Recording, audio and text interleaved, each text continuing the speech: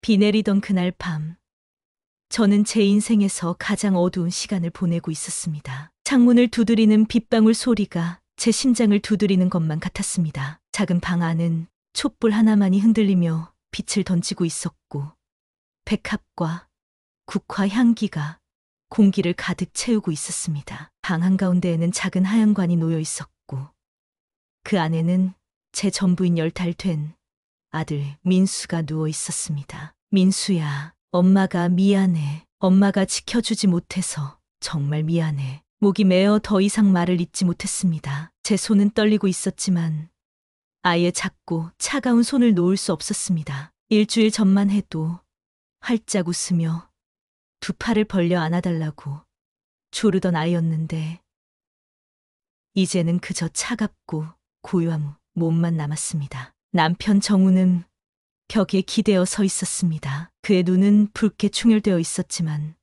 눈물을 참으려고 애쓰는 모습이 보였습니다. 항상 든든한 가장으로 우리 가족을 지키겠다고 다짐하던 사람이었지만 지금은 그도 무력했습니다. 저와 마찬가지로 아무것도 할 수 없었습니다. 밤이 깊어가면서 조문객들은 하나둘 돌아갔고 방 안에는 가까운 가족들만 남았습니다. 저는 민수의 작은 손을 다시 한번 꼭 쥐었습니다. 그리고 그 순간이었습니다. 아주 미세하게 손끝에서 느껴진 떨림. 처음에는 제 착각인 줄 알았습니다. 너무 슬퍼서, 너무 그리워서 느끼는 환상 같은 것이라고 생각했습니다. 하지만 다시 한번 아이의 손을 꼭 잡아보았을 때 분명히 느껴졌습니다. 미세한 움직임과 함께 차가웠던 손에서 느껴지는 미약한 온기. 정우야, 정우야. 민수 손이 움직였어. 제 목소리는 떨렸고 거의 숨을 헐떡이고 있었습니다. 정우는 놀라며 다가왔지만 처음에는 믿지 않았습니다. 지영아, 너무 슬퍼서 착각하는 거야. 진정해. 하지만 저는 고개를 세차게 저었습니다. 아니야. 진짜야. 느껴졌어. 분명히 손가락이 움직였다고. 정우도 조심스럽게 민수의 손을 만져봤고 그의 표정이 순식간에 변했습니다. 따뜻해. 손이 따뜻해졌어. 그 순간 관 속의 작은 몸이 미세하게 움직였고 민수의 가슴이 아주 희미하게 오르내리는 것이 보였습니다. 숨을 쉬고 있었습니다. 살아있었습니다. 방 안은 순식간에 혼란스러워졌습니다. 누군가는 놀라서 경을 읽던 손을 멈추었고 다른 사람들은 급히 119를 부르기 위해 전화기를 찾았습니다. 하지만 저와 정우는 민수에게서 눈을 뗄 수 없었습니다. 민수야.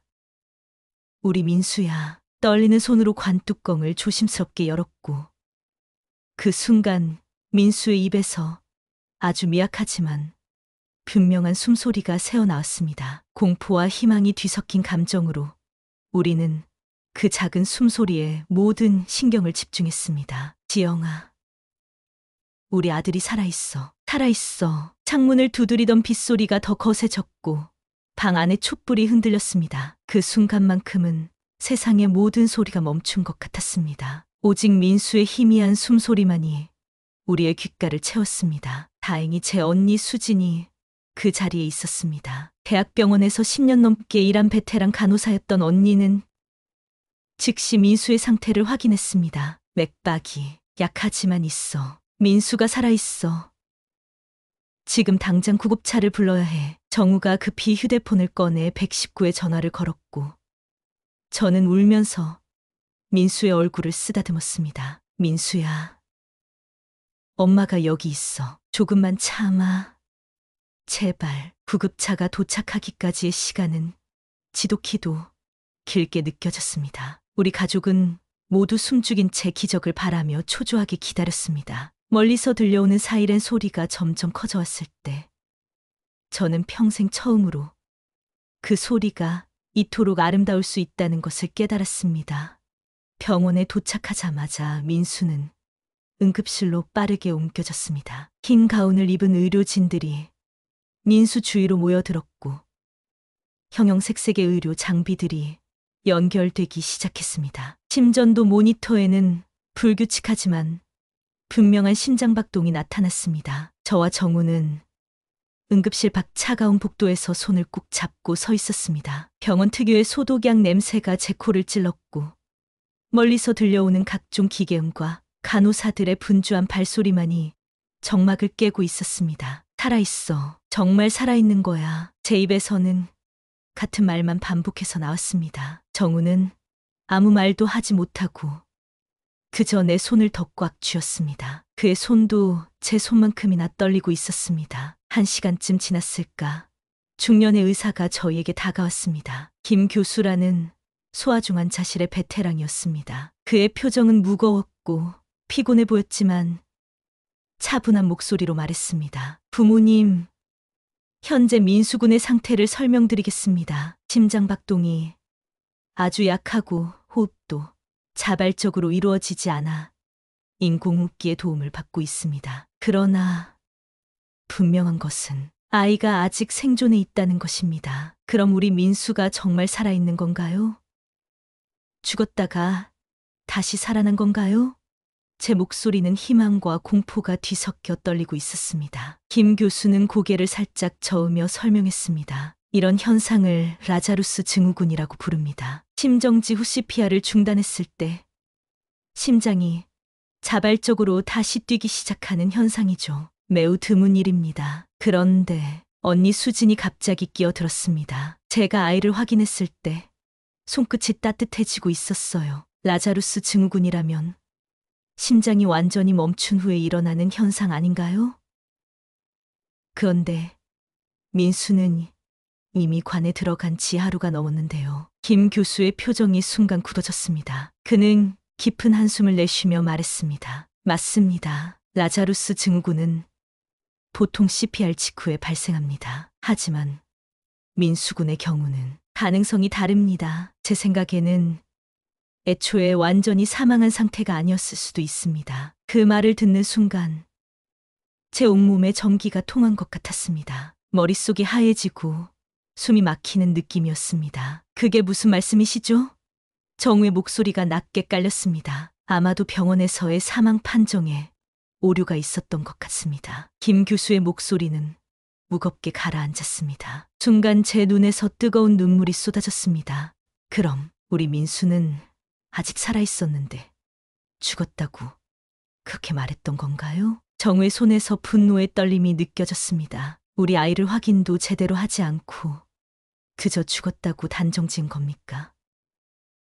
어떻게 그런 일이? 김 교수는 조용히 고개를 숙였습니다. 저희도 지금 상황을 정확히 파악 중입니다. 하지만 분명한 건 민수군이 지금 살아있고 우리가 할 수 있는 모든 치료를 진행하겠다는 점입니다. 다만 아이의 상태가 워낙 위중하여 장담할 수는 없습니다. 언니 수지는 이를 악물고 중얼거렸습니다. 의료진의 무책임함이 민수를 이렇게 만든 건가요?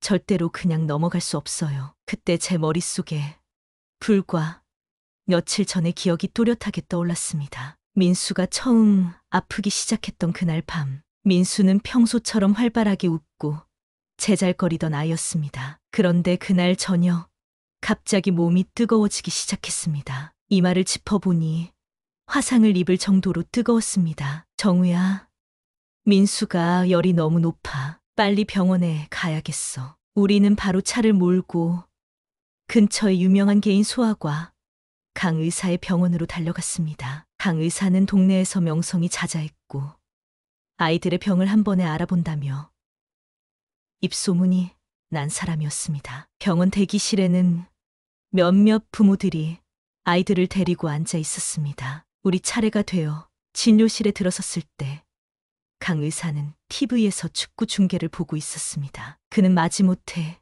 시선을 돌리며 물었습니다. 어디가 아픈가요? 제가 불안한 눈빛으로 대답했습니다. 선생님, 아이가 고열이 심해요. 밤새 계속 열이 오르고 있고 호흡도 가빠요. 혹시 폐렴이나 심각한 감염은 아닌가요? 강 의사는 민수를 5초 정도 힐끗 보더니 청진기를 대지도 않고 고개를 끄덕였습니다. 아, 그냥 열이 나려는 겁니다. 애들 자주 그래요. 해열제 처방에 드릴 테니 집에 가서 먹이면 괜찮아질 겁니다. 저는 당황하여 다시 물었습니다. 정말 괜찮을까요?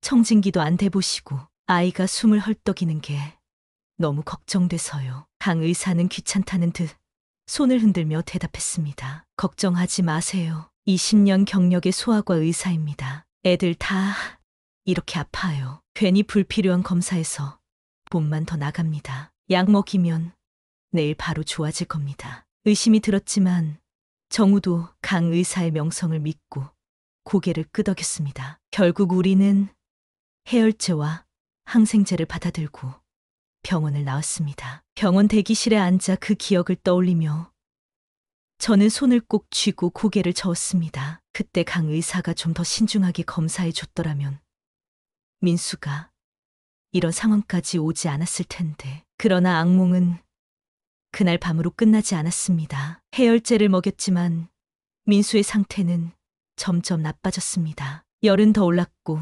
숨소리는 점점 거칠어지며 입술까지 푸르게 변했습니다. 정우야, 이건 그냥 열이 아니야. 응급실에 가야 해. 우리는 급히 응급실로 달려갔습니다. 병원 복도를 달리는 동안 민수의 작은 몸은 제 품에 안겨 있었고 그의 숨소리는 점점 더 희미해지고 있었습니다. 응급실에 도착했을 때 간호사 한 명이 대충 민수의 맥박을 확인하고 당직 의사가 잠깐 청진기를 대본 후 고개를 저었습니다. 이미 심장 박동이 멈췄습니다. 사망 선고를 내리겠습니다. 시간은 0시 45분입니다. 그 순간 제 세상이 무너져 내렸습니다. 정우는 울부짖으며 의사에게 매달렸습니다. 다시 확인해 보세요. 우리 아이가 죽을 리 없어요. 제발. 하지만 의사는 냉정하게 고개를 저었고 민수는 아무런 심층 검진 없이 사망한 것으로 기록되었습니다. 병원 복도에서 그 기억을 되살리는 동안 제 가슴에는 분노가 치밀어 올랐습니다. 언니 수지는 즉시 병원장에게 공식적으로 이 일을 제기했습니다. 의료진의 무책임한 판단으로 제 조카는 생명을 잃을 뻔했습니다. 이건 단순한 실수가 아니라 명백한 의료 과실입니다. 김 교수는 사안을 심각하게 받아들이며 공식 조사를 시작했습니다. 저와 정우는 중환자실 입구에서 하루 종일 기다렸습니다. 민수의 작은 몸은 여러 관과 선에 연결되어 있었고 기계 소리만이 그가 아직 살아있다는 증거였습니다. 창밖으로는 날이 밝아오고 있었습니다. 빗방울이 유리창에 맺혀 햇빛에 반짝였습니다. 아침 햇살이 병실을 따뜻하게 비추었지만 제 마음속은 여전히 얼음장처럼 차가웠습니다. 몇 시간 후 조사 결과가 발표되었습니다. 김 교수는 무거운 표정으로 저희에게 다가왔습니다. 조사 결과 다음과 같은 사실이 확인되었습니다. 그의 손에는 공식 보고서가 들려 있었습니다. 강 의사는 청진과 혈액 검사를 포함한 기본적인 진찰조차 하지 않았습니다. 응급실 의료진은 사망 판정을 내리기 전 심전도 검사 및 뇌파 검사를 시행하지 않았습니다. 민수군은 실제로 호흡미약 상태였으며 사망이 아닌 혼수 상태였던 것으로 판단됩니다. 결과를 확인한 저는 충격과 분노로 목이 메었습니다. 우리 아이가 살아있었는데 그냥 죽었다고요? 어떻게? 정우는 이를 악물고 병원장에게 소리쳤습니다. 우리 아들이 잘못된 진단으로 죽을 뻔했습니다. 책임을 질 사람은 누굽니까? 병원장은 깊은 한숨을 내쉬며 고개를 숙였습니다. 저희 의료진의 명백한 과실입니다. 공식적으로 병원 측의 사과와 함께 철저한 조사를 약속드립니다. 강 의사와 당시 당직 의사는 현재 진료 중단 조치를 받았습니다. 하지만 그것만으로는 부족했습니다. 언니 수지는 즉시 행동에 나섰습니다. 의료계에서 오랫동안 일한 경험을 바탕으로 그녀는 이 사건을 공론화하기로 결심했습니다. 수지는 기자들에게 연락해 사건의 진실을 알리기 시작했고 곧 뉴스에 보도되기 시작했습니다. 한 아기가 사망 판정을 받고 장례를 치르던 중 기적적으로 다시 살아났다. 그러나 이는 기적이 아닌 의료진의 중대한 과실 때문이었다. 온 국민이 분노했고 의료의 무책임한 진단, 체계에 대한 대대적인 개혁 요구가 터져나왔습니다. 하지만 저와 정우에게 중요한 것은 오직 하나였습니다. 민수가 다시 눈을 뜰 수 있을까? 중환자실 창가에 서서 비 내리는 풍경을 바라보던 저의 눈빛은 이제 더 이상 눈물만이 아니었습니다. 그 속에는 깊은 분노와 결연함이 자리 잡고 있었습니다. 정우 역시 침묵 속에서 손을 꼭 쥐고 있었습니다. 민수의 중환자실 침대 옆에서 우리는 한 가지 다짐을 했습니다. 우리 아이를 위해 싸우자. 다시는 이런 일이 반복되지 않도록 하자. 다음 날 정우와 저는 법률사무소를 찾아갔습니다. 사무실은 높은 책장들이 늘어선 조용한 공간이었습니다. 의료과실 전문 변호사인 박 변호사를 만났습니다. 그는 단정한 정장 차림으로 저희를 맞이했고 진지한 눈빛으로 우리의 이야기를 경청했습니다. 박 변호사는 두 사람의 이야기를 차분히 들은 후 무겁게 고개를 끄덕였습니다. 이건 단순한 실수가 아닙니다. 2번이나 명백한 의료 과실이 발생했어요. 첫째, 강 의사가 기본적인 검진조차 하지 않고 해열제만 처방한 것. 둘째, 병원에서 제대로 된 생명징후 확인 없이 사망 판정을 내린 것. 법적 조치를 취할 충분한 근거가 있습니다. 정우는 이를 악물며 말했습니다. 우리는 사과만 받고 싶지 않습니다. 책임자가 응당한 처벌을 받고 다시는 이런 피해자가 없도록 해야 합니다. 박 변호사는 고개를 끄덕였습니다. 법적 소송을 준비하겠습니다. 동시에 언론의 공식 보도자료도 준비할 겁니다. 이 사건은 사회적으로도 경각심을 일깨워야 합니다. 며칠 후 주요 뉴스 채널에 긴급 보도가 나갔습니다. 서울 대형 병원 사망한 아기 장례 중 갑작스런 기적. 그러나 숨겨진 진실은 의료 과실. 뉴스에서는 저와 정우가 인터뷰를 진행했고 눈물을 삼키며 이야기했습니다. 의료진은 저희 아이가 숨을 쉬고 있는데도 사망 선고를 내렸습니다. 저희 아이는 살릴 수 있었어요. 하지만 그들은 기본적인 검사조차 하지 않았습니다. 시청자들은 경악했고 온라인에서는 강의사 처벌 촉구와 병원 책임자 사퇴 요구 해시태그가 퍼지기 시작했습니다. 특히 SNS에서는 샴나도 피해자입니다라는 해시태그가 급속히 번지며 다른 피해자들도 목소리를 내기 시작했습니다. 저희 조카도 넌 전 비슷한 일을 겪었습니다. 고열로 병원에 갔지만 대충 진료만 받고 집에 돌아갔다가 결국 숨졌어요. 제 아이도 응급실에서 사망 선고를 받았지만 결국 다른 병원에서 살아났습니다. 이런 의료 과실은 반드시 뿌리 뽑아야 합니다. 그러나 강 의사는 인터뷰 요청을 거부하며 변명을 내세웠습니다. 모든 의사는 실수를 합니다. 하지만 제가 20년간 수많은 아이를 살렸다는 사실도 기억해 주십시오. 병원 측도 책임 회피성 입장을 발표했습니다. 사망 판정은 당시의 상황을 고려한 최선의 진단이었습니다. 병원 프로토콜을 강화하겠습니다. 법정 공방은 치열했습니다. 서울중앙지방법원의 육중한 법정문을 열고 들어서는 순간 저는 제 다리가 후들거리는 것을 느꼈습니다. 방청석은 이미 많은 사람들로 가득 차 있었고 언론사 기자들의 카메라 플래시가 끊임없이 터졌습니다. 정우의 손을 꼭 잡고 원고석에 앉으면서 저는 민수에게 품었던 약속을 다시 한번 마음속으로 되뇌었습니다. 민수야, 엄마가 진실을 밝혀줄게. 재판이 시작되기 전 보건복지부는 강 의사와 병원에 대한 독립적인 조사를 진행했습니다. 그 결과는 충격적이었습니다. 우리의 변호사인 박 변호사가 조사 결과를 받아들고 놀란 표정으로 저희에게 알려주었습니다. 부모님, 보건복지부의 조사 결과가 나왔습니다. 강 의사는 5년 전 의사 면허 갱신에 필요한 정기 교육을 받지 않았고 현재 무면허 상태로 진료를 계속해온 것으로 밝혀졌습니다. 그 말을 듣는 순간 제 안에서 분노가 핏줄을 타고 끓어오르는 것을 느꼈습니다. 정우는 주먹을 꽉 쥐고 그 자리에 굳어버렸습니다. 무면허라고요?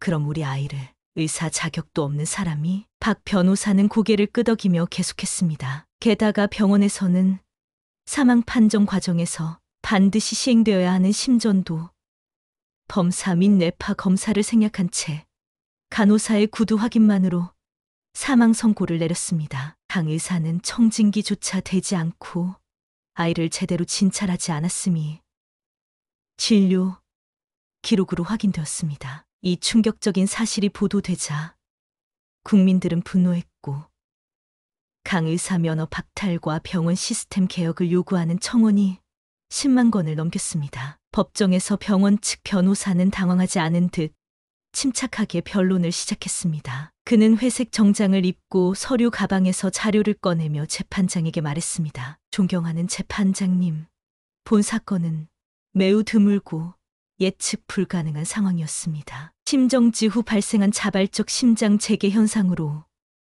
전 세계적으로 보고된 사례가 손에 꼽힙니다. 의료진은 당시에 최선을 다했으며 이 사건은 불가항력적인 사고였습니다. 그러나 박 변호사는 단호하게 반박했습니다. 그의 목소리는 법정에 울려 퍼졌습니다. 하지만 피고는 심전도 및 뇌파 검사 같은 기본적인 확인 절차조차 수행하지 않았습니다. 또한 강 의사는 무자격 상태에서 수년간 진료를 계속해왔습니다. 이 사건은 불가항력이 아니라 명백한 의료 과실입니다. 증언대에 선 저는 떨리는 목소리로 그날의 기억을 되살렸습니다. 법정은 숨소리조차 들릴 정도로 조용했습니다. 저는 민수의 작은 손을 잡았던 그 순간을 생생하게 기억했습니다. 제가 제 아들의 손을 잡았을 때 분명히 온기가 느껴졌습니다. 제가 아무리 절망 속에 있었다 해도 엄마로서 아이의 생명을 느낄 수 있었습니다. 그런데도 의사들은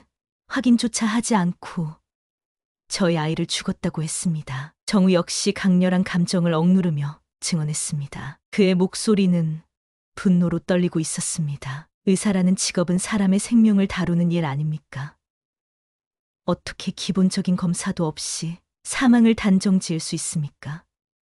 나냐, 우리가 아들의 손을 놓고 그대로 장례를 치렀다면 그 아이는 영영 돌아오지 못했을 겁니다. 누가 이 책임을 질 겁니까? 방청석에서는 훌쩍이는 소리가 들려왔습니다. 많은 사람들이 우리의 이야기에 감정이입하고 있었습니다. 특히 같은 경험을 한 부모들의 눈에는 눈물이 고여 있었습니다. 법정에서 가장 충격적인 순간은 병원 내부 고발자인 젊은 간호사의 증언이었습니다. 그녀는 긴장된 표정으로 증언대에 섰지만 목소리는 단호했습니다. 저는 그날 밤 응급실에 있었습니다. 당직 의사는 아이의 상태를 제대로 확인하지 않았고 다른 환자를 빨리 보기 위해 서둘러 사망 선고를 내렸습니다. 저는 의사에게 추가 검사가 필요하다고 말했지만 그는 이미 봤으니 기록하라며 무시했습니다. 이런 일은 이번이 처음이 아닙니다. 법정은 술렁였고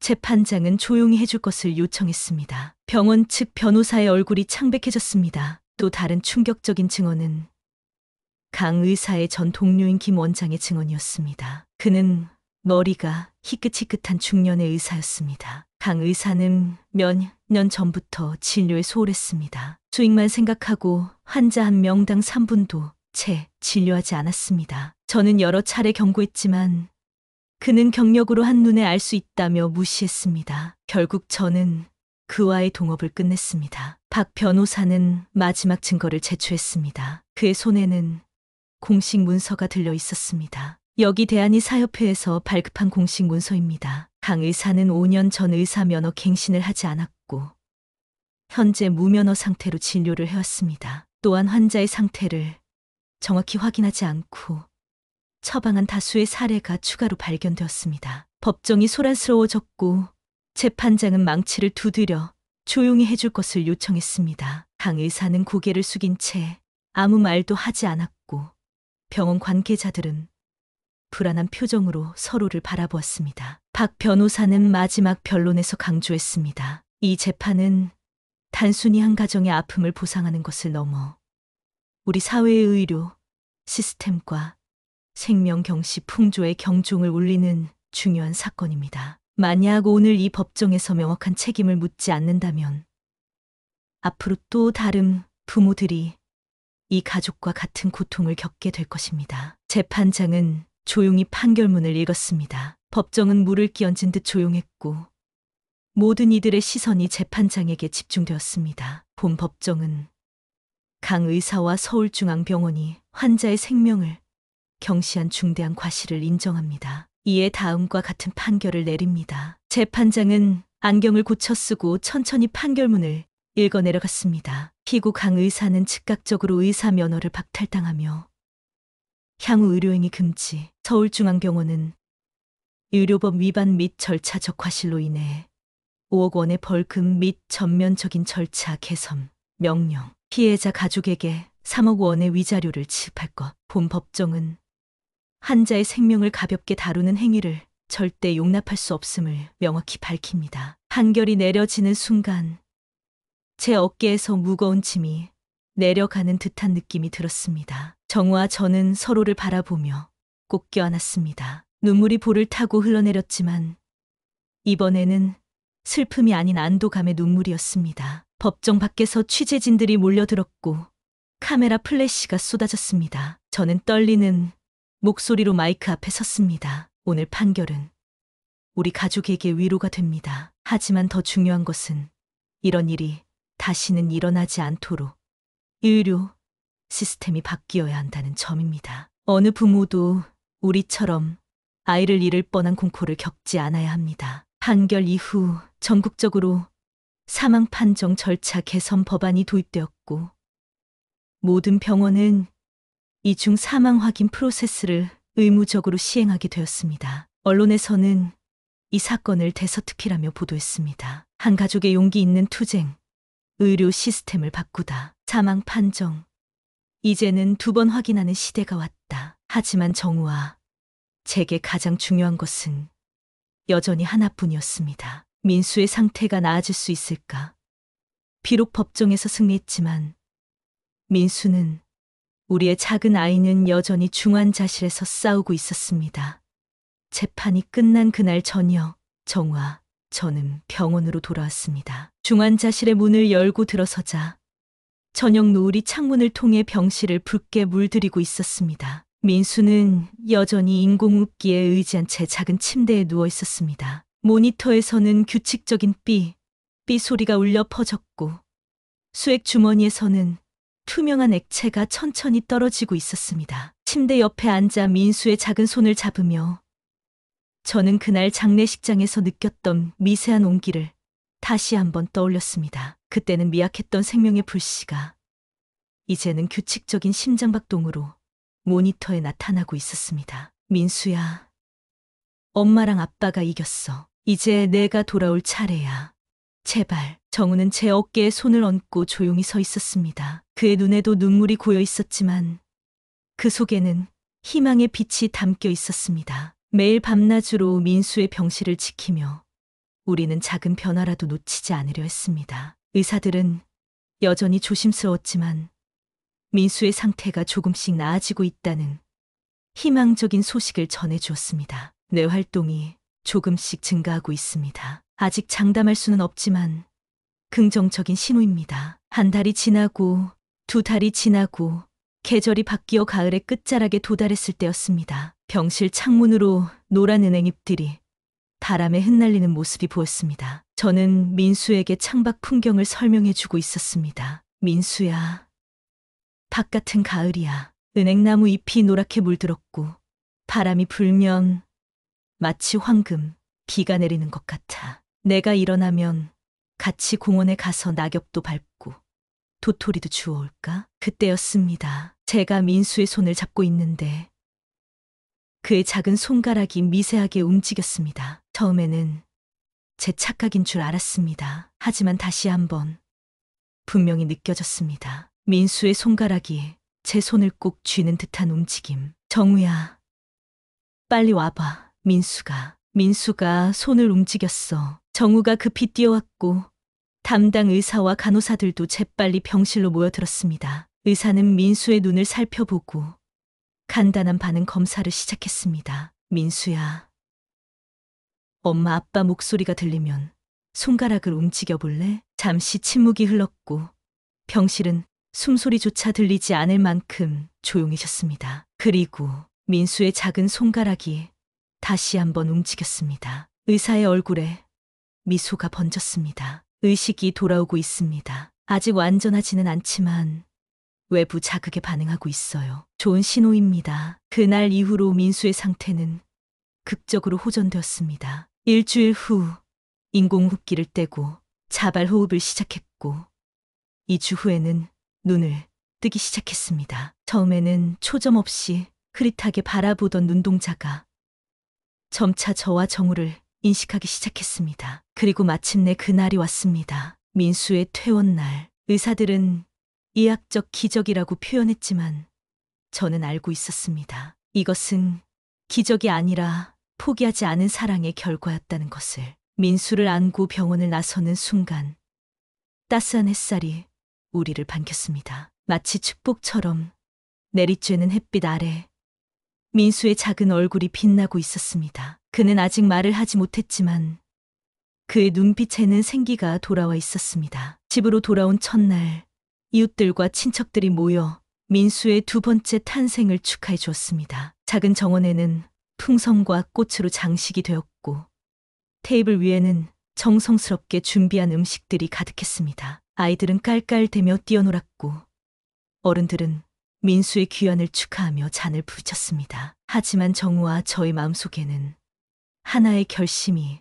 자리 잡고 있었습니다. 우리가 겪은 고통을 다른 부모들이 겪지 않도록 해야 한다는 것. 여보, 생각해봤어. 회사를 그만두고 재단을 설립하려고 해. 정우의 말에 저는 고개를 끄덕였습니다. 우리는 생명의 빛 재단을 설립했습니다. 이 재단은 경제적으로 어려운 가정을 지원하고 의료 과실 피해를 예방하기 위한 교육을 제공하는 비영리 단체였습니다. 응급의료 교육 프로그램 부모들이 응급 상황에서 아이의 생명 징후를 확인할 수 있도록 전문 강의를 무료로 제공, 의료 과실 피해자 지원 법적 상담 및 의료 소송 지원, 병원 개선 캠페인, 전국 병원을 대상으로 사망 판정 프로세스 개선 요구. 정우는 인터뷰에서 말했습니다. 한 번의 실수로 생명이 희생될 수 있습니다. 저희 가족이 겪었던 고통을 다시는 그 누구도 겪지 않도록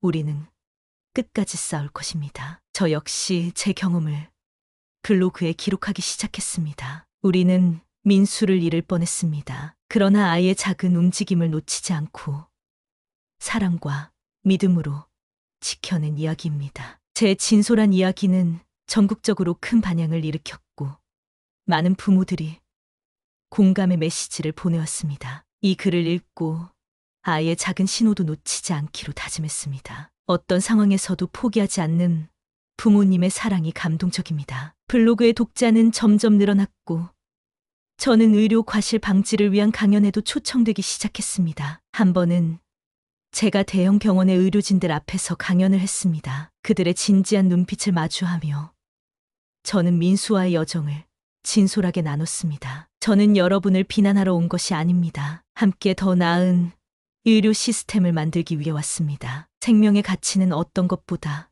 소중합니다. 단 한 번의 확인, 단 몇 분의 추가 진료가 한 생명을 구할 수 있습니다. 그 강연 이후 여러 병원에서 사망 판정 절차를 자발적으로 개선하기 시작했고 의대생들의 교육 과정에도 우리의 사례가 포함되었습니다. 가을이 깊어가던 어느 저녁 민수는 정원에서 건강하게 뛰어놀고 있었습니다. 재활 치료를 꾸준히 받은 덕분에 그는 이제 또래 아이들처럼 달리고 놀 수 있게 되었습니다. 다만 가끔 말을 더듬는 정도의 흔적만 남아있을 뿐이었습니다. 민수가 갑자기 저에게 달려와 물었습니다. 엄마, 예전에 왜 내가 하얀 상자 안에 있었어?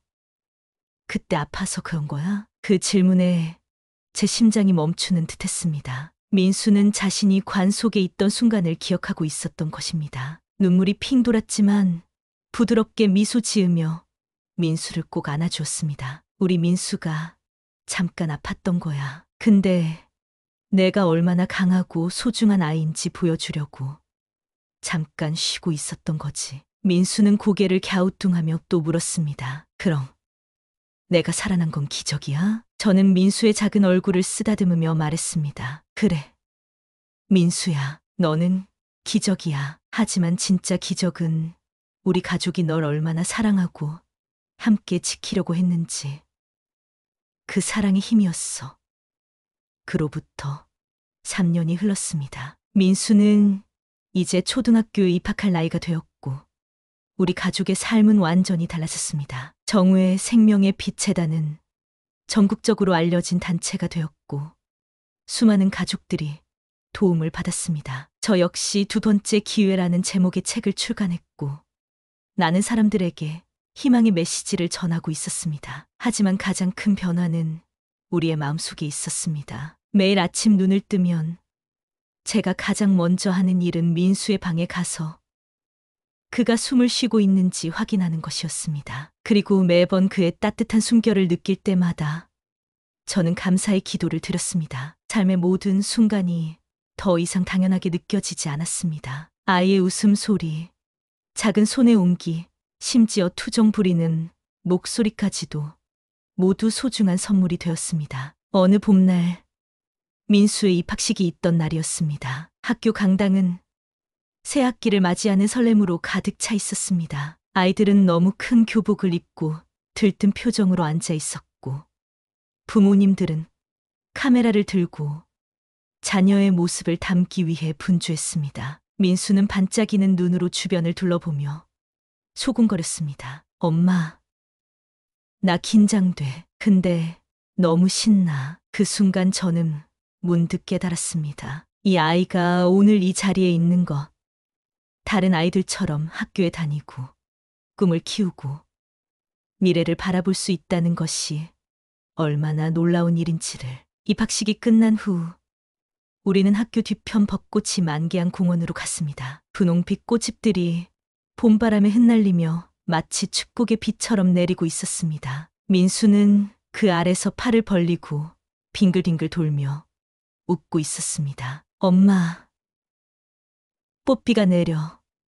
정말 예뻐. 정우는 그런 민수를 사랑스럽게 바라보며 제 어깨에 팔을 둘렀습니다. 그의 눈에도 눈물이 맺혀 있었습니다. 여보, 그때 우리가 포기했다면 어땠을까? 상상조차 하기 싫어. 저는 고개를 끄덕이며 정우의 손을 꼭 잡았습니다. 상상할 수 없는 일이었습니다. 한순간의 직감, 아이의 손끝에서 느꼈던 미세한 온기를 무시했다면 우리는 지금 이 행복을 결코 알지 못했을 것입니다. 그날 밤, 민수를 재우고 난 후 저는 창가에 앉아 밤하늘을 바라보았습니다. 달빛이 창문을 통해 은은하게 방 안을 비추고 있었습니다. 그때 들었던 빗소리, 차가웠던 아이의 손, 관 속에 누워있던 작은 몸, 모든 기억이 마치 어제 일처럼 생생했습니다. 저는 노트북을 열고 블로그에 마지막 글을 쓰기 시작했습니다. 기적이란 무엇일까요? 처음에 저는 민수가 관 속에서 움직였던 그 순간이 기적이라고 생각했습니다. 하지만 지금 돌이켜보면 진정한 기적은 그 순간이 아니었습니다. 진정한 기적은 매일 아침 민수가 눈을 뜨고 엄마하고 부르는 그 평범한 순간들입니다. 진정한 기적은 우리가 아이의 작은 신호를 놓치지 않았던 그 사랑의 집중력이었습니다. 진정한 기적은 절망 속에서도 포기하지 않는 부모의 마음이었습니다. 그리고 가장 큰 기적은 이 경험을 통해 우리가 깨달은 삶의 소중함입니다. 민수의 이야기를 통해 많은 분들이 자신의 소중한 사람들을 더 사랑하고 더 감사하게 되었다면 그것이야말로 가장 아름다운 기적이 아닐까요? 우리는 살면서 나는 순간을 당연하게 여깁니다. 아이의 숨소리, 손의 온기, 눈빛의 반짝임. 하지만 그 어느 것도 당연한 것은 없습니다. 모든 순간이 선물이고 모든 숨결이 기적입니다. 여러분의 소중한 사람들을 오늘 더 꼭 안아주세요. 그들의 숨소리에 귀 기울여 보세요. 그 평범한 일상이 얼마나 특별한지 느껴보세요. 그것이 바로 우리가 민수를 통해 배운 가장 큰 선물입니다. 글을 마치고 창밖을 바라보니 어느새 별들이 밤하늘을 수놓고 있었습니다. 그 순간 민수의 방에서 작은 소리가 들렸습니다. 살금살금 문을 열고 들어가 보니 민수가 잠결에 뒤척이고 있었습니다. 엄마, 그가 꿈속에서 중얼거렸습니다. 저는 조용히 다가가 민수의 이마에 입맞춤을 했습니다. 그의 숨결이 제 뺨에 닿는 순간 다시 한번 감사의 마음이 차올랐습니다. 여기 있어, 우리 아들. 엄마가 항상 여기 있을게. 민수의 작은 가슴이 오르내리는 것을 지켜보며 저는 그날 밤 영원히 기억할 진실을 깨달았습니다. 세상에는 설명할 수 없는 일들이 있습니다. 과학으로 증명할 수 없는 순간들이 있습니다. 하지만 한 가지 확실한 것은 사랑의 힘은 때로 죽음보다 강하다는 것입니다. 우리 민수는 의학적 기적일지 모릅니다. 하지만 저에게는 그저 제 전부인 아들입니다. 그리고 그가 가르쳐준 가장 큰 교훈은 진정한 기적은 화려한 순간이 아니라 매일의 작은 행복과 감사 속에 있다는 것입니다. 창밖으로 별빛이 더 밝게 빛나는 것 같았습니다. 마치 하늘도 우리의 이야기에 미소 짓고 있는 것처럼. 그리고 저는 알고 있습니다. 이것이 끝이 아니라 새로운 시작이라는 것을. 민수의 두 번째 인생이 시작된 것처럼 우리 가족도 매일 새로운 기적을 살아가고 있다는 것을. 오늘 밤 별들 아래에서 저는 다시 한번 약속합니다. 하루하루를 당연하게 여기지 않고 모든 순간에 감사하며 살아가겠다고. 그것이 민수가 우리에게 가르쳐준 가장 소중한 선물이니까요. 그리고 여러분에게도 묻고 싶습니다. 여러분의 삶 속에서 매일 스쳐 지나가는 작은 기적들을 발견하고 계신가요? 지금 이 순간 함께 숨쉬고 있는 그 소중한 사람들의 손을 잡아보세요. 그 온기 속에 진정한 기적이 있습니다.